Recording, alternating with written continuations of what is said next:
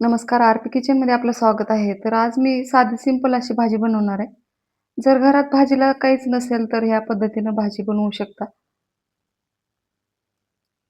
आता इथं मी मूग डाळ भिजत घातली होती अर्धा तास अगोदर किंवा 10-20 मिनिटं अगोदर जरी घातली, तर एकदम छान अशी मूग डाळ भिजते. आता मध्यम आकाराचा कांदा घेतलेला आहे, कट करून घ्यायचा आहे.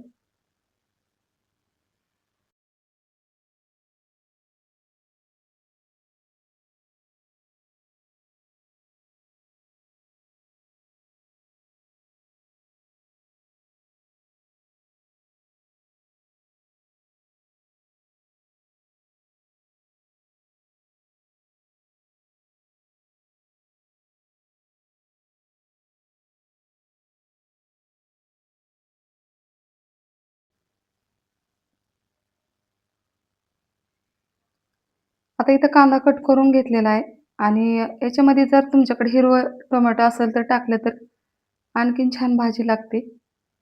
आता इथे एक मिरची घेतलेली आहे. मी थोडीशी मिरची पेस्ट आणि मिरची टाकणार आहे. आता इथं गॅसवर कढई ठेवायची. आता ह्याच्यामध्ये तेल टाकून घ्यायचे एक पळी.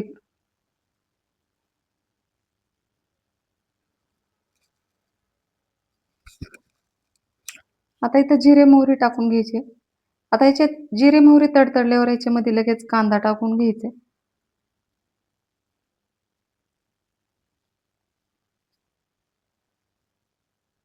आता हे कांदा छान सोनेरी रंगामध्ये तळून घ्यायचे.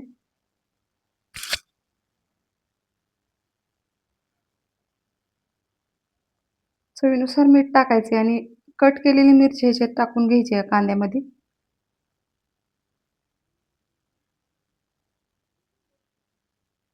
चिमूटभर हळद टाकायची.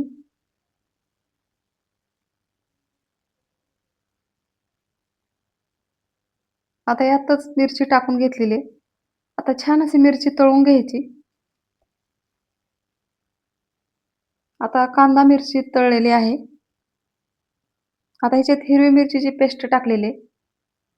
तर मी इथं हिरव्या मिरचीची भाजी बनवणार आहे. एकदम छान चवदार अशी लागते. आता इथं भिजलेली डाळ टाकून घ्यायची या कांद्यामध्ये. आता याला पाणी थोडंसं टाकून घ्यायचं आणि छान अशी शिजवून घ्यायची. आता ही भाजी तुम्ही आंब्याचा रस बनवल्यास किंवा तुम्ही ताटामध्ये सुकी भाजी म्हणून तुम्ही वापरू शकता ही डाळ मुगाची. तर एकदम छान चवदार अशी लागते. आता थोडंसं पाणी टाकून घेतलेलं आहे. आता हे पाणी आटेपर्यंत ह्याला शिजवून घ्यायचंय. तर आणखी थोडंसं पाणी राहिलेलं आहे. आता इथे छान अशी भाजी तयार झालेली आहे. आता इथं गॅस बंद केलेला आहे. आता ही भाजी काढून घ्यायची एका मोठ्या वाटीत.